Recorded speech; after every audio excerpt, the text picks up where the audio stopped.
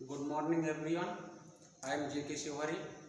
आपका स्वागत है मेरे यूट्यूब चैनल केमिस्ट्री माइंड में। आज का टॉपिक है हाइड्रोजन बॉन्डिंग। तो हाइड्रोजन बॉन्डिंग के बारे में अपन विस्तार से बताएंगे और प्रयास करेंगे कि इसी वीडियो में पूरा आपको हाइड्रोजन बॉन्डिंग के बारे में जानकारी दे दें। ठीक है, तो हाइड्रोजन बॉन्डिंग, तो सबसे पहले तो मैं ये बताऊंगा कि कंडीशन क्या है हाइड्रोजन बॉन्डिंग की। कंडीशन में देखिएगा कि दो एटम के बीच में जब हाइड्रोजन हो, कैसे एटम, जैसे सपोज दैट मान लिया एक एटम A1 है और ये कोवेलेंट बॉन्ड से H जुड़ा है और दूसरा एटम आपका A2 है। ठीक है, तो इधर हाइड्रोजन बॉन्ड बनेगा।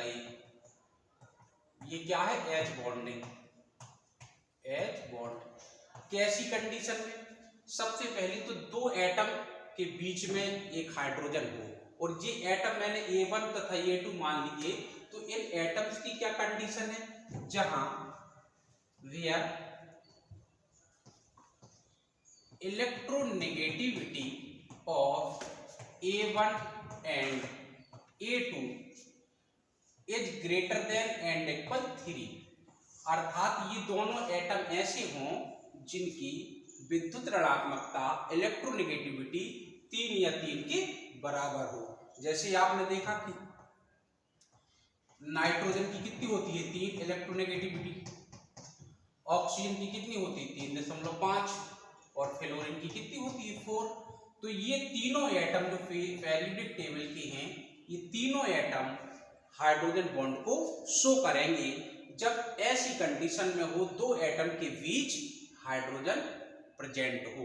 ये दोनों A1 और A2 सेम हो सकते हैं, जैसे फ्लोरीन हो सकते हैं, ऑक्सीजन हो सकते हैं, नाइट्रोजन हो सकते हैं, और दोनों एटम डिफरेंस भी हो सकते हैं, लेकिन उन एटम्स की इलेक्ट्रोनेगेटिविटी 3 या 3 से ज्यादा होनी चाहिए। अच्छा, तो क्या केवल नाइट्रोजन, ऑक्सीजन और फ्लोरीन के मध्य ही हाइड्रोजन बॉन्ड मिलेगा? यस, लेकिन कुछ केसेस ऐसे हैं जैसे sp कार्बन जो एटम होता है C, इसकी इलेक्ट्रोनेगेटिविटी नाइट्रोजन से ज्यादा हो जाती है, अर्थात इसकी electronegativity is greater then 3। sp carbon की इलेक्ट्रोनेगेटिविटी 3 से ज्यादा हो जाती है, तो जब sp कार्बन से भी हाइड्रोजन जुड़ा होगा तो ऐसी कंडीशन में कार्बन भी हाइड्रोजन बॉन्ड शो करेगा। और किस कंडीशन में, और यदि कार्बन से कोई बहुत अधिक -I फैक्टर जुड़े हो, जैसे CCl, Cl और फिर H जुड़ा हो यानी क्लोरोफॉर्म में, तो ऐसी स्थिति में इस कार्बन की इलेक्ट्रोनेगेटिविटी 3 से ज्यादा हो जाती है और इस हाइड्रोजन के साथ हाइड्रोजन बॉन्ड बनने लगता है। जैसे एसीटोन और क्लोरोफॉर्म मिलाते तो वहां भी हाइड्रोजन बॉन्ड मिलेगा। तो ये कुछ रेयर केस हैं, अदरवाइज नाइट्रोजन, ऑक्सीजन, फ्लोरीन के साथ अवश्य मिलेगा जब ऐसी कंडीशन में हो। ठीक है ना, देखिए जरा, तो ये तो इसकी मुख्य कंडीशन है। अच्छा, तो अब ये हाइड्रोजन बॉन्ड है, और कंडीशन क्या है, देखो ये एटम थी, जैसे A1 एटम है, A1 एटम किसको मानेंगे, जिससे कोवेलेंट बॉन्ड द्वारा H जुड़ा है, तो ये कोवेलेंट बॉन्ड द्वारा H जुड़ा है। अब ये दूसरा एटम जो A2 है, ये किसी भी बंध से इधर जुड़ा होगा, लेकिन इधर हाइड्रोजन बॉन्ड बनेगा। जैसे मैं दिखा दूं इधर आपको, सपोज दैट जैसे ये एटम है आपका O, इधर से जुड़ा H, ठीक है, तो हाइड्रोजन इधर कहीं भी अगर O होगा तो हाइड्रोजन बॉन्ड मिलेगा। ये केस हो गया, तो ये क्या है, हाइड्रोजन बॉन्ड है। इधर O एटम सिंगल बॉन्ड यानी कि कोवेलेंट बॉन्ड से H जुड़ा है, और इधर अगर तुम्हारा N आ गया तब भी हाइड्रोजन बॉन्ड बनेगा। अच्छा, इधर ये तुम्हारा O है और सिंगल बॉन्ड H, अगर इधर F आ गया तब भी हाइड्रोजन बॉन्ड बनेगा। ठीक है, तो इन केस में सब में हाइड्रोजन बॉन्ड बनेगा। अब ये हाइड्रोजन बॉन्ड बनता क्यों है, ये इसलिए बनता है कि जब मोर इलेक्ट्रोनेगेटिव एटम से हाइड्रोजन जुड़ता है तो शेयर्ड इलेक्ट्रॉन्स को ये अपनी ओर अट्रैक्ट कर लेता है, इसलिए इस पर पार्शियल पॉजिटिव चार्ज आ जाता है, इस पर पार्शियल नेगेटिव चार्ज आ जाता है। अब यह मोर इलेक्ट्रोनेगेटिव एटम की आसपास से जब भी गुजरता है तो इसमें एक वीक आयनिक फोर्स कार्य करता है जिसे हम हाइड्रोजन बॉन्ड कहते हैं। तो ये हाइड्रोजन बॉन्ड बन जाता है। इसी टाइप से इसमें पार्शियल पॉजिटिव आ गया होगा, इसमें पार्शियल नेगेटिव, इसी टाइप से इधर, इसी टाइप से इधर, ठीक है ना। तो ये हाइड्रोजन बॉन्ड बनने की कंडीशन है। अब हम बारी आती कि अगर हाइड्रोजन बॉन्ड बन भी गया, अभी मैं कई एग्जाम्पल बताऊंगा कैसे कैसे बनता है, और 2 टाइप के होते हैं वो भी बताऊंगा। यदि हाइड्रोजन बन गया तो इसकी स्ट्रेंथ क्या है, हाइड्रोजन बॉन्ड की पावर क्या है, ताकत क्या है, तो दिखाते हैं हम। Strength of H bond. तो H बॉन्ड एक वीक बॉन्ड होता है, इसकी जो स्ट्रेंथ होती है कोवेलेंट बॉन्ड से कम होती है, लेकिन वान डेर वाल्स फोर्स से ज्यादा होती है। तो H bond, strength of H bond क्या है, H bond, strength of H bond is greater than van der Waals force. जितने भी वान डेर वाल्स फोर्स हैं, इसके बाद अगली वीडियो वान डेर वाल्स फोर्स की ही दूंगा। वान डेर वाल्स मुख्य तो 3 प्रकार के होते हैं, बाकी 2 अलग प्रकार के होते हैं, आयन डाइपोल और आयन नॉन डाइपोल, ठीक है। तो वान डेर वाल्स कोई भी फोर्स है उससे हाइड्रोजन बॉन्ड स्ट्रॉन्ग होता है, लेकिन कोवेलेंट बॉन्ड से कमजोर होता है। जैसे तुम्हारा ये है H बॉन्ड H, अगर इसकी पावर से कंपेयर करें हम तो हाइड्रोजन बॉन्ड क्या होगा, वीक होगा। एक केस भर ऐसा है कि जहां हाइड्रोजन बॉन्ड की पावर और कोवेलेंट बॉन्ड की पावर बराबर हो जाती है, वो है आपका HF2-। इसमें जो हाइड्रोजन बॉन्ड बनेगा वो कोवेलेंट बॉन्ड के बराबर पावर होता है। कितनी पावर होता है इसमें अगर जाना चाहें तो हम जानते हैं कि इसकी जो बॉन्ड एनर्जी होती है, वो बॉन्ड एनर्जी इसकी होती है, वो होती है 40 जूल से 200 तक, और इसकी जो बॉन्ड एनर्जी होती है ये होती है 8 से 40 तक, और जो वान डेर वाल्स फोर्स की बॉन्ड एनर्जी होती है ये लेसर देन 8 से कम होती है। तो ये बॉन्ड एनर्जी से इसकी स्ट्रेंथ अपन भाग सकते हैं, ठीक है। अच्छा, तो अब वान डेर वाल्स फोर्स से इसकी पावर ज्यादा तो होती है, लेकिन हाइड्रोजन बॉन्ड भी कई प्रकार की है, तो हाइड्रोजन बॉन्ड की पावर किस पे डिपेंड करती है। तो strength of hydrogen bond is directly, first point अपन देखेंगे, first point electronegativity of A1। अच्छा, A1 क्या है, A1 जब हाइड्रोजन किसी एटम के साथ कोवेलेंट बॉन्ड बनाया था, जैसे ये है तुम्हारा A1, मैंने इसे दिखाया था, ये H, तो ये A1 है जिसके साथ हाइड्रोजन कोवेलेंट बॉन्ड से जुड़ा था। तो जिसके साथ कोवेलेंट बॉन्ड से जुड़ा था उसकी इलेक्ट्रोनेगेटिविटी जितनी ज्यादा होगी, बने हुए हाइड्रोजन बॉन्ड की ताकत उतनी ही ज्यादा होगी, उसकी स्ट्रेंथ उतनी ही ज्यादा होगी। A2 कौन है, A2 ये है कि जब इधर पार्शियल पॉजिटिव आ जाएगा तो इसके साथ ही हाइड्रोजन बॉन्ड बनने लगेगा, ये हाइड्रोजन बॉन्ड बनेगा, ठीक है ना। तो दूसरे नंबर पर हम देखते हैं 1/, इलेक्ट्रोनेगेटिविटी ऑफ A2। अब तुम्हें ये ध्यान देना है, A2 की इलेक्ट्रोनेगेटिविटी जितनी कम होएगी उतना ही हाइड्रोजन बॉन्ड स्ट्रॉन्ग होगा, लेकिन इतनी ही कम नहीं होगी। A1 और A2 की इलेक्ट्रोनेगेटिविटी 3 से तो कम नहीं होनी चाहिए, वो अगर 3 से कम होगी तो फिर तो हाइड्रोजन बॉन्ड बनना ही नहीं है। लेकिन जो 3 और 4 के बीच जो मध्य रखा है आपका गैप है, उसमें जितनी कम हो जाएगी A2 की इलेक्ट्रोनेगेटिविटी उतनी ही ज्यादा स्ट्रॉन्ग हो जाएगा।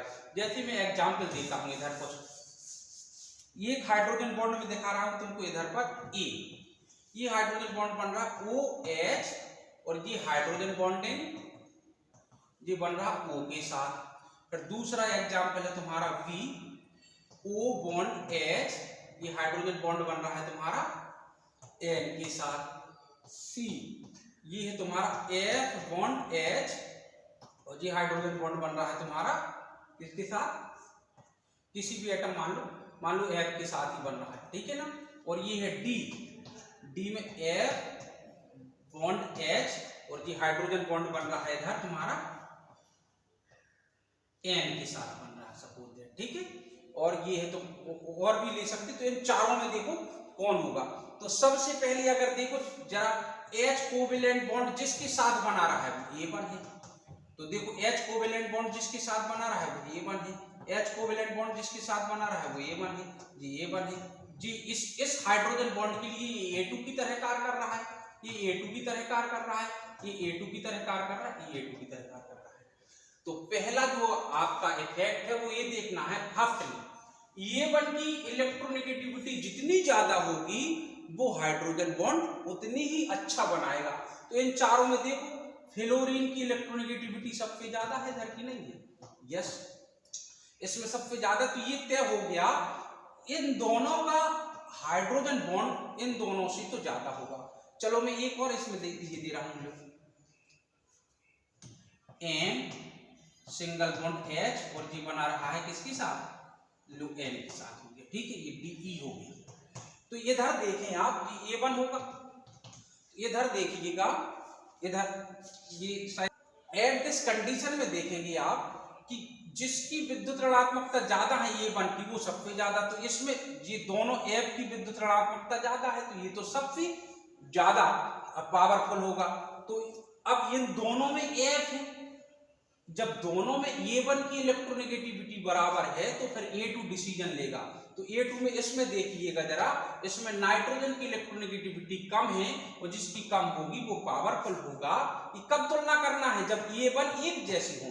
तो एट दिस कंडीशन में इधर देखते हैं सबसे पावरफुल होगा तुम्हारा क्या, डी सबसे तगड़ा, फिर आया तुम्हारा C, फिर इसके इन दो की डिसीजन होगी।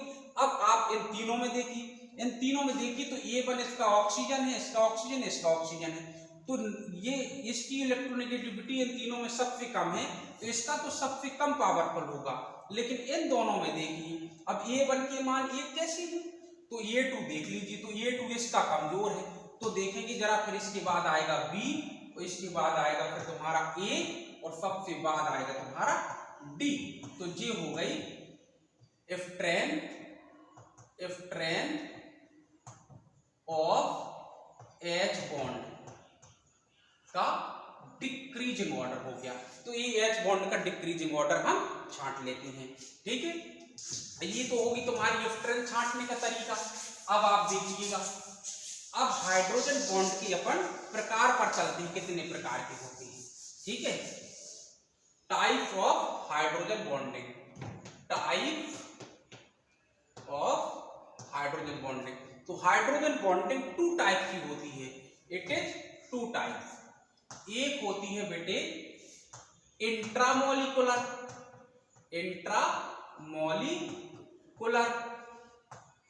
H बॉन्ड और दूसरा होता है इंटरमोलिकुलर H बॉन्डिंग, ठीक है ना। तो इंटरमोलिकुलर और इंट्रामोलिकुलर क्या है, जब किसी पदार्थ के एक ही मॉलिक्यूल्स में हाइड्रोजन बॉन्ड बन जाए तो वो इंट्रा है, जिसको हिंदी में कहते हैं अंतः, क्या कहते हैं, अंतः आणविक H बॉन्ड, ठीक है। तो इसको कहते हैं अंतरा, हिंदी में अंतरा आणविक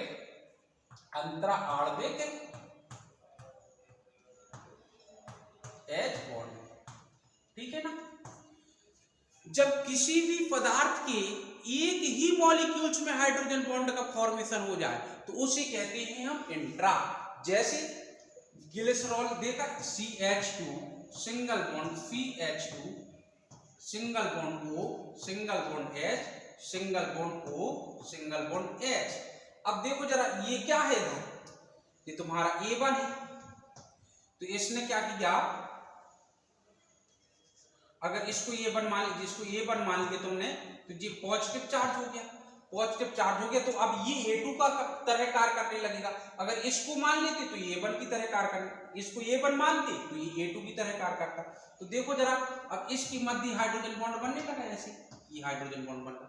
तो देखो एथिलीन का ये अकेला मॉलिक्यूल है, उसी में ये हाइड्रोजन बॉन्ड बन गया, तो ये क्या कहलाया, इंट्रामोलिकुलर हाइड्रोजन बॉन्ड। ठीक इसी प्रकार से ग्लिसरॉल के मॉलिक्यूल्स में ही बन जाएगा, CH2OH single bond CH OH single bond CH2OH।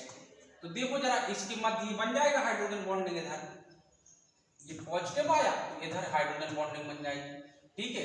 अगर ये पॉजिटिव आया तो इधर हाइड्रोजन बॉन्डिंग बन जाएगी। तो ग्लिसरॉल में 2 इंट्रामोलिकुलर हाइड्रोजन बॉन्ड बन जाएंगे पर मॉलिक्यूल्स। और भी एक एग्जांपल है आपका, एग्जांपल तो बहुत है इंटरमोलिकुलर हाइड्रोजन बॉन्डिंग की। ऑर्गेनिक में तो इसी की एग्जांपल है मैक्सिमम, लेकिन इनऑर्गेनिक में इसकी एग्जांपल बहुत रेयर केस में मिलेंगी, किसी भी इनऑर्गेनिक मॉलिक्यूल्स में बहुत कम मिलती है, ठीक है ना, बट ऑर्गेनिक में ही बहुत मिलती है। ऑर्गेनिक में देखो जैसे ये एक आर्थो नाइट्रोफिनॉल कहलाता है आपका, जी है O और जी है H और जी है N और जी है O और जी है O, ये कहलाता ऑर्थो नाइट्रोफिनॉल। क्या कहलाता है? Ortho nitrophenol. तो अच्छा, इधर हाइड्रोजन बॉन्डिंग बननी है, बहुत अच्छा क्वेश्चन से। तो बताइए जरा, इधर पॉजिटिव चार्ज आ गया होगा, ये नेगेटिव आ गया होगा पार्शियल, इधर ही हाइड्रोजन बॉन्डिंग बनने लगी है ऐसी। तो ये क्या है? Intra molecular hydrogen bond. क्यों? क्योंकि अकेले ही मॉलिक्यूल्स में बन जाएगा। फिर से बताऊंगा एक बार, जब किसी भी सब्सटेंस के अकेले मॉलिक्यूल्स में हाइड्रोजन बॉन्ड का फॉर्मेशन हो जाए तो उसे कहते हैं इंट्रामोलिकुलर हाइड्रोजन बॉन्ड। तो ये इंट्रामोलिकुलर हाइड्रोजन बॉन्ड है। अच्छा, अब इसमें एक क्वेश्चन स्टूडेंट के माइंड में कभी कभी आता है। वो क्वेश्चन क्या है कि जैसे ही हाइड्रोजन बॉन्ड बन गई, ओके, अच्छा, अब वो स्टूडेंट सोचता है कि सर ऐसे हाइड्रोजन बॉन्ड हम बना सकते हैं क्या? जी O और जी H, और जी रहा तुम्हारा N और जी रहा O और जी रहा O। अब वो कहता है कि सर जैसे मोर इलेक्ट्रोनेगेटिव एटम ऑक्सीजन है, ऐसे ही तो नाइट्रोजन है। तो हमने या किताबों ने या टीचर इसको इधर से क्यों नहीं हाइड्रोजन बॉन्ड बनाते हैं ऐसे? क्या नाइट्रोजन के साथ हाइड्रोजन बॉन्ड बना सकते हैं क्या? तो नहीं बना सकते हैं। तो पूछता है रीजन क्या है? तो इसका रीजन कभी कभी स्टूडेंट या गुमराह करने के लिए कह सकते कि इसकी इलेक्ट्रोनेगेटिविटी ऑक्सीजन से कम है, इसलिए मोर इलेक्ट्रोनेगेटिव एटम से ज्यादा बनाएगा, बट ये रॉन्ग आंसर है। ऐसा नहीं है बेटा। तो सही आंसर क्या है? सही आंसर ये है कि जब ऐसा बॉन्ड बनता है तो देखो 1 2 3 4 5 6 मेंबर रिंग बनती है। यदि तुम नाइट्रोजन के साथ बना दोगे तो देखना जरा 1 2 3 4 5, तो 6 मेंबर रिंग, जो 6 member ring is more stable comparative than 5 member ring. जी बायर स्ट्रेंथ की थ्योरी एक्सप्लेन करती है। तो जो मोर स्टेबल रिंग बनेगा उसी के साथ हाइड्रोजन बॉन्ड बनाने की मोर प्रोबेबिलिटी रखेगा। तो अब चाहे इस ऑक्सीजन के साथ बनाए चाहे इस ऑक्सीजन के साथ, दोनों में 6 मेंबर रिंग बन रही है। लेकिन यदि नाइट्रोजन के साथ बनाएगा तो 5 मेंबर रिंग बनेगी, जो जिससे कि मॉलिक्यूल्स इसकी तुलना में कम स्टेबल हो जाएगा। तो स्टेबिलिटी पाने के लिए वो ऑक्सीजन के साथ ही हाइड्रोजन बॉन्ड बनाएगा। तो ये इंट्रामोलिकुलर हाइड्रोजन बॉन्ड है, ठीक है ना। इसके प्रभाव क्या पड़ेंगे अभी अपन चलेंगे आगे, पहले इसकी एक्सप्लेन कर ले। तो जी इंट्रामोलिकुलर हाइड्रोजन बॉन्ड हो गया। अब आया इंटरमोलिकुलर हाइड्रोजन बॉन्ड। क्या आया? Intermolecular hydrogen bond.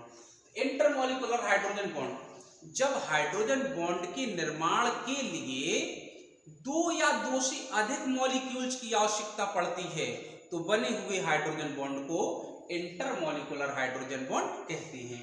जैसे देखो बेटा, हाइड्रोजन फ्लोराइड का एक molecules F, single bond H, जो एक मॉलिक्यूल्स है, तो इसने इसको पार्शियल पॉजिटिव कर दिया, अपने आप नेगेटिव हो गया। बट जी A1 की तरह कार्य करने लगा, तो A2 तो अभी इधर है ही नहीं है, तो हाइड्रोजन बॉन्ड कैसे बनेगा? तो दूसरे मॉलिक्यूल्स की भी जरूरत पड़ेगी।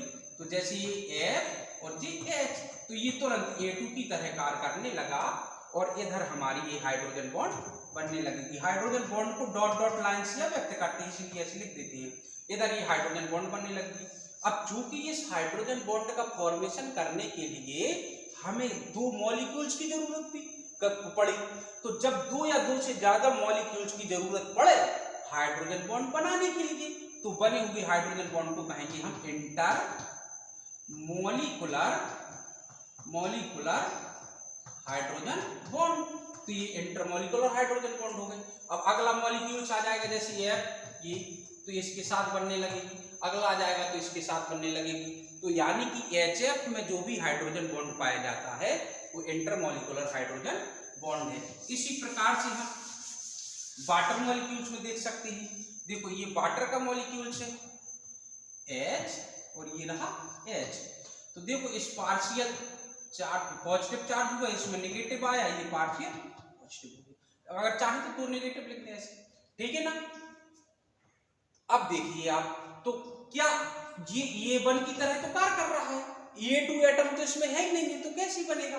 तो या तो दूसरा वाटर का ही मॉलिक्यूल्स मिले हमें, तो इधर ये हाइड्रोजन बॉन्ड बनने लगेगी, या किसी अन्य चीज का मिल जाए, जैसे HF का आ जाए तो हाइड्रोजन बॉन्ड बनने लगेगी। तो ये होगा बेटा इंटरमॉलिक्यूलर हाइड्रोजन बॉन्ड। इसी प्रकार से C2H5OH, यानी कि जितने भी एल्कोहल से उसमें भी ये हाइड्रोजन बॉन्ड मिलेगी। HF हो गया, देखो NH3 मॉलिक्यूल, इनमें सब में क्या मिलेगी, इंटरमॉलिक्यूलर हाइड्रोजन बॉन्ड। अब इंटरमॉलिक्यूलर हाइड्रोजन बॉन्ड कितने प्रकार की होती है। इंटरमॉलिक्यूलर हाइड्रोजन बॉन्ड भी होती है बेटा 2 टाइप की। कितने प्रकार की, 2 टाइप की। एक होती है होमो इंटरमॉलिक्यूलर H बॉन्ड और दूसरी होती है हेटेरो इंटरमॉलिक्यूलर H बॉन्ड। यानी कि अंतरा आणविक हाइड्रोजन बंध कितने प्रकार का होता है, 2 प्रकार का। एक होता है होमो, एक होता है हेटेरो। होमो कब होता है, जब हाइड्रोजन बॉन्ड फॉर्मेट करने वाले सभी मॉलिक्यूल्स एक ही पदार्थ के हों, तो वो क्या है, होमो। जैसे HF,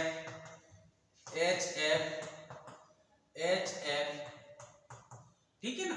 तो इधर हाइड्रोजन बॉन्ड बन रही है, इधर बन रही है, तो जी क्या है, होमो इंटरमॉलिक्यूलर हाइड्रोजन बॉन्ड, ठीक है ना। आई रिपीट, जब हाइड्रोजन बॉन्ड एक ही पदार्थ के अणुओं के मध्य बन रहा हो, तो ऐसे इंटरमॉलिक्यूलर हाइड्रोजन बॉन्ड को कहते हैं हम होमो इंटरमॉलिक्यूलर हाइड्रोजन बॉन्ड। हेटेरो क्या है, हेटेरो है जब हाइड्रोजन बॉन्ड डिफरेंट टाइप के पदार्थ के मॉलिक्यूल्स के मध्य बनता हो, तो उसको कहते हैं हम हेटेरो इंटरमॉलिक्यूलर हाइड्रोजन बॉन्ड। जैसे देखो जरा, ये मॉलिक्यूल से किसका, वाटर का, ये मॉलिक्यूल किसका, वाटर का, और ये मॉलिक्यूल से तुम्हारा एथाइल अल्कोहल का C2H5H, ठीक है ना।